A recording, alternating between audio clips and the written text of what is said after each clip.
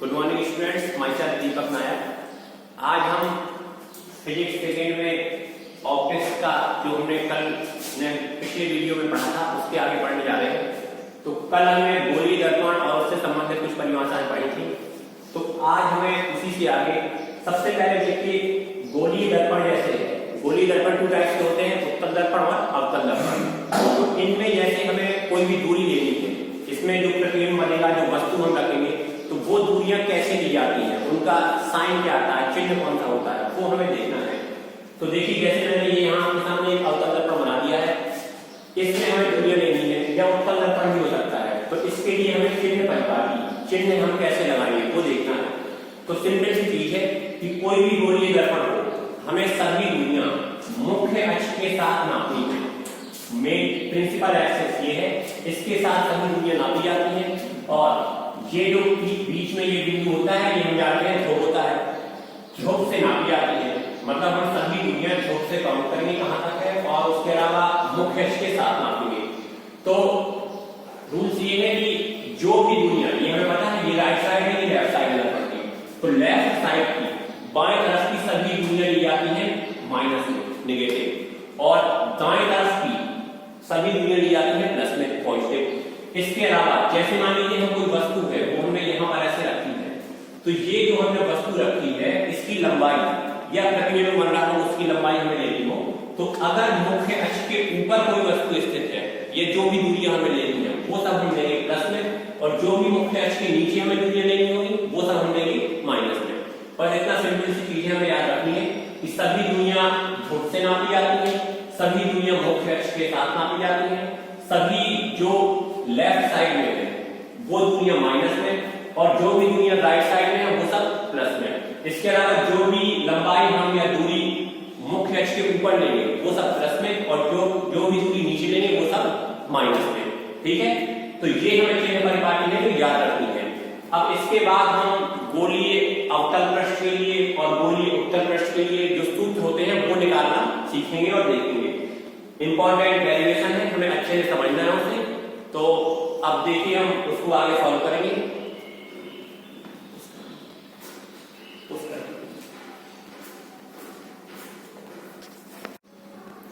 तो देखिए अब हम सबसे पहले गोलीय अवतल पृष्ठ के लिए सूत्र है उसको निकालना सीखेंगे।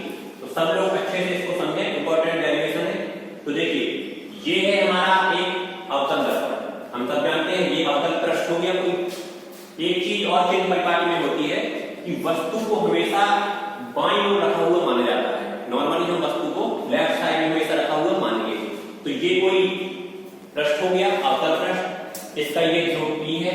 हमने कल सीखा था जब गोलीय दर्पण से संबंधित हम डेफिनेशन पढ़ रहे थे कि अवतल पृष्ठ का मुख्य फोकस S यहाँ पर आएगा, और अगर इसका हम पूरा सर्किल ऐसे बना दें तो इसका जो वक्रता केंद्र होगा वो यहाँ पर होगा।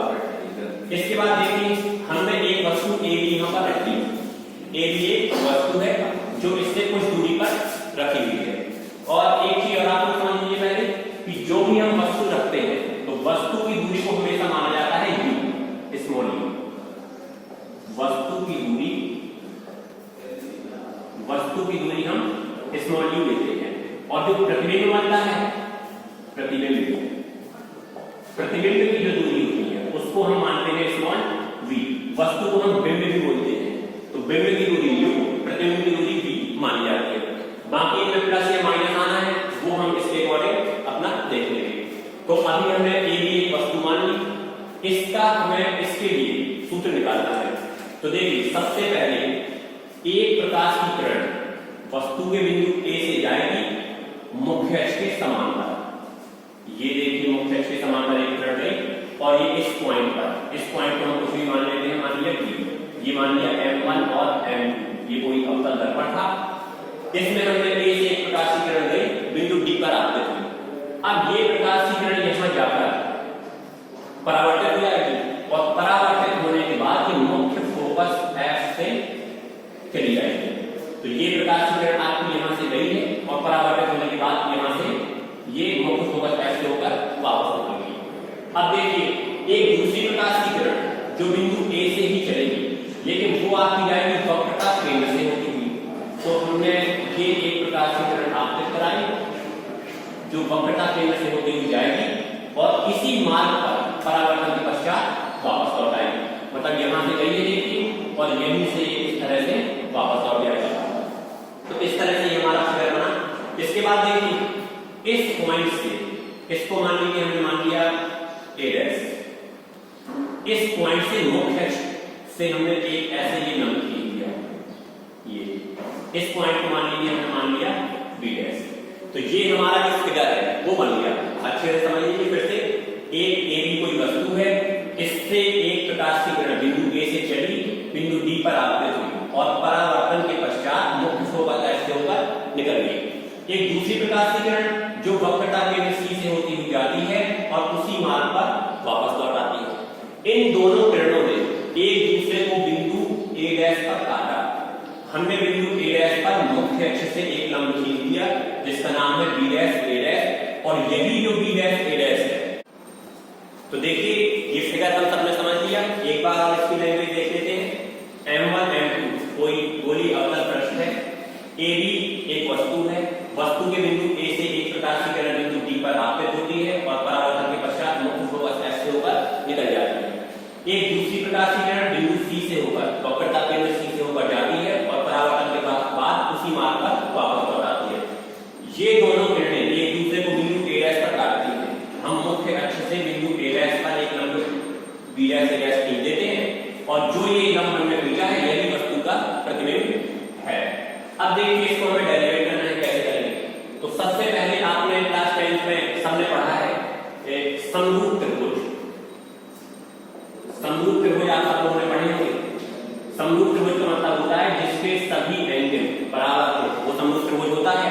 लेकिन प्रूफ करने के लिए अगर हम कोई भी दो एंगल इक्वल कर दें तो वो समरूप त्रिभुज हो जाता है। तो समरूप त्रिभुज की कंडीशन देखिए यही होती है कि सभी कोण बराबर होते हैं और उसकी सभी संगत भुजाओं का अनुपात बराबर होता है। जैसे उदाहरण के लिए हम दो ट्रायंगल कोई भी बना लें इस तरह से, यहाँ पर ये कोई ट्रायंगल है ABC और ये आपका कोई है PQR। तो देखिए अगर ये समरूप है तो इसका ये वाला एंगल इसके इक्वल होगा 1 = 2 और ये 3 और इसको हम 4 मान लें तो ये 3 और 4 इक्वल होंगे और ये 5 और 6 मान लें तो ये 5 और 6 इक्वल होंगे। और एक कंडीशन इसकी ये है कि सभी संगत भुजाएं, जैसे AB की संगत है PQ, तो हम लिखेंगे AB/PQ बराबर होगा BC/RQ के और ये इक्वल होगा AC/PR के। ये समरूप त्रिभुज की कंडीशन है कि सभी संगत भुजाओं का अनुपात बराबर होता है। तो इसमें अब हमें यही कंडीशन लगानी है समरूप त्रिभुज वाली। तो देखिए अगर हम इन ट्रायंगल्स में देखें ABC, AB और C तथा त्रिभुज एक दीवार ABC और एक A', B', C, त्रिभुज A', B', C में, और ये दोनों देखिए समरूप त्रिभुज है। यहाँ हम देख सकते हैं समरूप त्रिभुज। क्यों समरूप है? देखिए ये वाला एंगल इक्वल होगा इसके और ये 90 है और ये भी 90 है, तो ये दोनों भी आपस में इक्वल होंगे। तो इसमें हम यही कंडीशन लगा लें कि समरूप त्रिभुज की सभी संगत भुजाओं का अनुपात बराबर होता है। तो देखिए इस त्रिभुज की ये जो त्रिभुज है इसकी भुजा हम AB लेते हैं, AB/, इस त्रिभुज की भुजा ये A', B', क्योंकि यहाँ पर ये लंब है, यहाँ पर ये लंब है, तो A', B' इक्वल टू इसका बेस ये है BC, तो हमने लिख दिया यहाँ पर BC/, इसका बेस है B', C, तो यहाँ हमने लिख दिया B', C। थर्ड में साइड है उसकी हमें यहाँ पर कोई जरूरत नहीं है, तो इसको हमने लिखा और ये मान लिया इक्वेशन नंबर फर्स्ट। अब इसको हम आगे सॉल्व करेंगे। तो देखिए एक चीज हमें और करनी है, ये जो बिंदु D है यहाँ से एक ऐसे लंब खींच लेना है इस मुख्य अक्ष पर। ये हमने लाइन ट्रेस करके मुख्य अक्ष पर एक लंब खींच लिया। इसको हम कुछ और मान सकते हैं, मान लीजिए इसको हमने मान लिया n, ठीक है। तो अब हम देखें इस त्रिभुज में, देखिए त्रिभुज DNF समरूप त्रिभुज DNF व A', B', F में। अब ये देखिए समरूप कैसे है, क्योंकि यहाँ पर ये लंब है तो 90 डिग्री का एंगल ये बनेगा और यहाँ पर ये 90 का है और ये दोनों एंगल भी इक्वल होंगे, ठीक है। तो ये दोनों त्रिभुज समरूप है, तो इसमें भी हम यही कंडीशन लगाएं कि समरूप त्रिभुज की सभी संगत भुजाओं का अनुपात बराबर होता है। तो देखिए यहाँ पर हमने ये DN लिया लंब और इस त्रिभुज में छोटे वाले में इसमें ये a डैश b डैश ले लिया, a dash b dash is equal to इसका आधार fn है तो ये हमने fn लिख लिया और यहां पर b डैश f है तो ये b डैश f लिख लिया। अब देखिए ये मुख्य अक्ष और ये जो प्रकाश की किरण यहां से गई थी ये दोनों एक दूसरे के समांतर हैं तो जो हमारा AB है वो DN के इक्वल होगा। तो यहां पर हम DN के इक्वल क्या रख सकते हैं AB, तो DN बराबर AB रखने पर तो ये हम DN और AB बराबर रखें तो यहां पर आ जाएगा आपका AB तो AB बटे A dash B dash equal to FN बटे B डैश F। इतना हो गया ये देखिए। अब देखिए एक चीज और ये जो FN है और FP है वो लगभग बराबर है क्योंकि ये जो हमने लंब खींचा है ये ध्रुव के लगभग पास में है तो हम FN की जगह FP लिख सकते हैं। अब हम FP क्यों लिखें क्योंकि हमें पता है जो भी दूरी हमें लेनी है वो सभी ध्रुव से ही लेनी है इसलिए हमें ये P जो है वो ध्रुव का पॉइंट है इसलिए हमें FN की जगह लिखना पड़ेगा FP। तो यहां हम लिख देंगे कि FN व FP लगभग बराबर है इसलिए आपका देखिए AB बटे A डैश B डैश बराबर यहां जो FN था वहां हमने लिख दिया FP और बटे में आपका क्या था B डैश F। ये हो गया आपका इक्वेशन नंबर 2। ठीक है यहां तक आप लोग समझिए। पहले हमने इन दोनों त्रिभुज से समरूप त्रिभुज की कंडीशन लगाई और संगत भुजाओं का बराबर करके लिखा फिर इस त्रिभुज में DNF में और A dash B dash F में यही किया और जो आपका DN था वो AB के इक्वल था तो DN की जगह पर हमने AB रख दिया और FN और FP की लगभग इक्वल थे तो FN की जगह पर FP रख दिया। ठीक है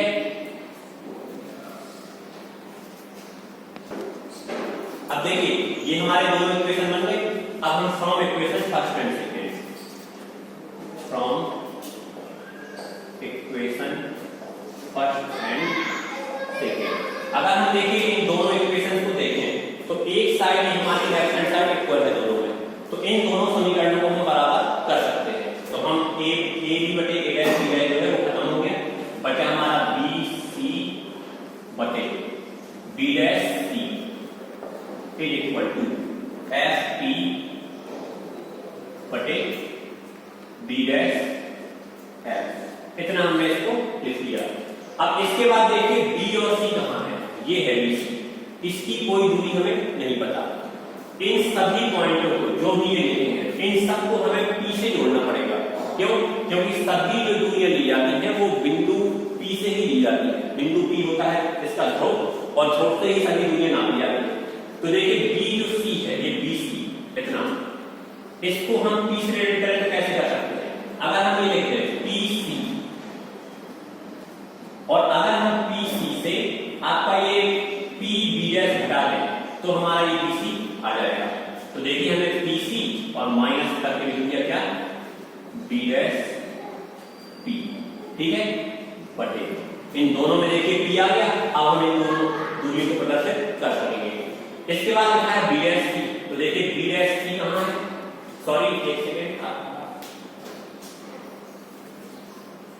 देखिए जो BC है वो BC आपको इस तरह से लिखना है ये है वहां BC जो मैंने इसको कर दिया था वो B डैश C था तो BC आप कैसे लिखेंगे देखिए अगर हम BP से PC माइनस कर दें तो ये हमारी BC आ जाएगी।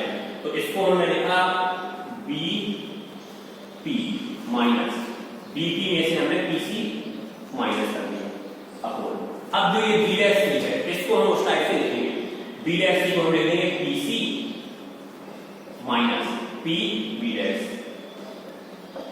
ये देखिए BC से हमने सॉरी PC से B डैश C को माइनस किया तो हमारा B डैश C आ जाएगा। ये देखिए FP हमारी जानते हैं मुख्य फोकस तक की दूरी फोकस दूरी होती है तो इसको हमें कुछ करने की जरूरत नहीं है इसको हमने वैसे का वैसे लिख दिया। और जो आपका B डैश है अब इसको हमें लिखना है तो देखिए PB डैश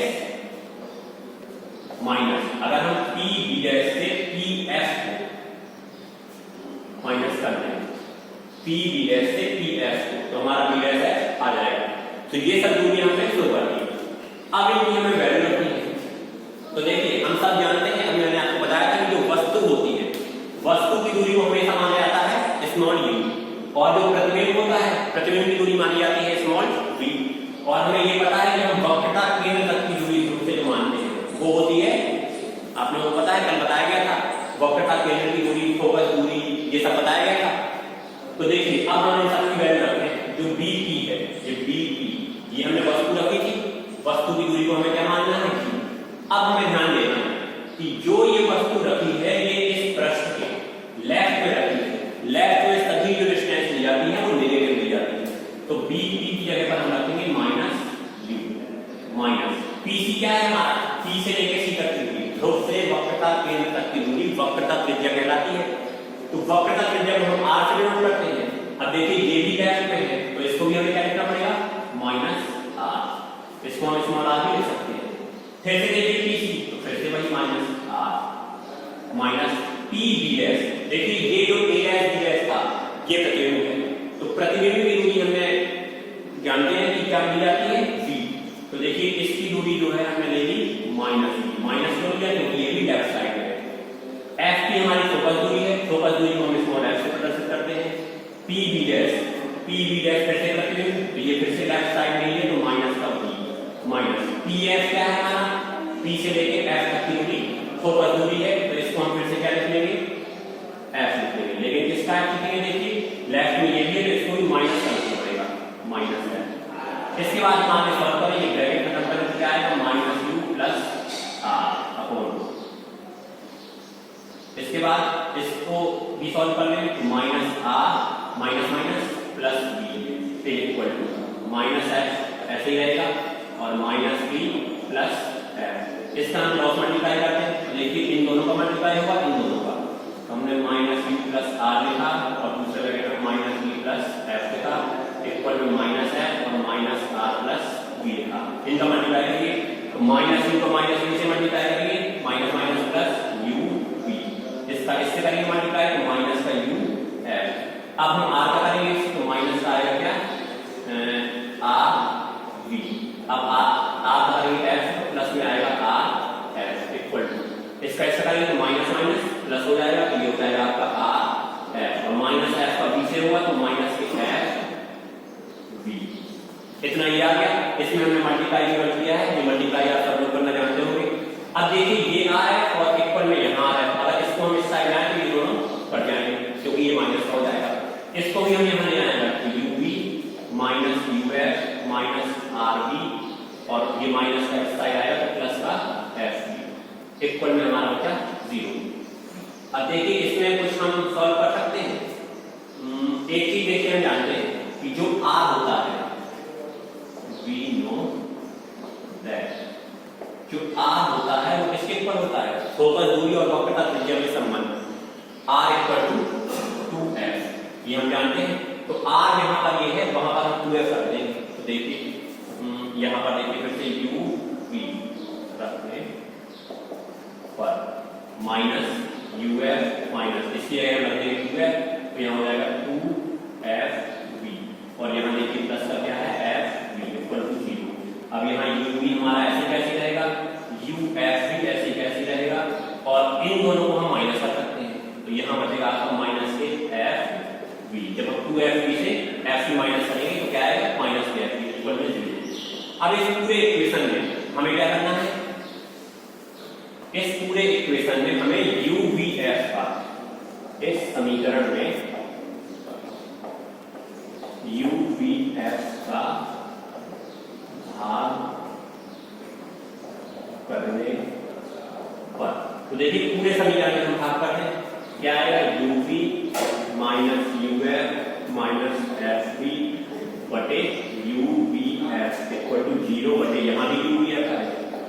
इन सबको हम अलग अलग कर दें, मतलब u v f भी एक साथ सबके बटे में लिखा है, इसको अलग अलग करेंगे तो क्या हो जाएगा u v upon u v f minus u f upon u v f और minus f v upon u v f equal में इसका डिवाइड करेंगे तो 0 ही आएगा। अब देखिए इसमें u v से u v कैंसिल, यहाँ u और f से u और f कैंसिल, यहाँ f v से f और v कैंसिल, बचा क्या, यहाँ पर हमारा देखिए बचा 1 अपॉन f माइनस यहाँ बचा 1 अपॉन v माइनस यहाँ बचा 1 अपॉन u इक्वल टू में 0। अब इन दोनों वैल्यू को हम इस साइड ले जाएंगे, तो 1/f बराबर, ये पक्षांतर करना आप लोग जानते होंगे, तो 1/p और 1/u के यहाँ जाएंगे, दोनों माइनस के हैं तो यहाँ पर दोनों प्लस में हो जाएंगे, 1/u प्लस 1/v। ये जो सूत्र है फॉर्मूला आया है, ये हमारा गोलीय अवतल पृष्ठ के लिए सूत्र है। ठीक है, फिर से एक बार समझ लीजिए, पहले हमने फिगर बना लिया, एक वस्तु रख ली, इस वस्तु के बिंदु ए से एक प्रकाश की किरण मुख्य अक्ष के समांतर आपतित हुई और परावर्तन के पश्चात मुख्य फोकस से निकल गई। एक दूसरी प्रकाश की किरण वक्रता केंद्र सी से जाती है और उसी मान पर वापस लौट आती है।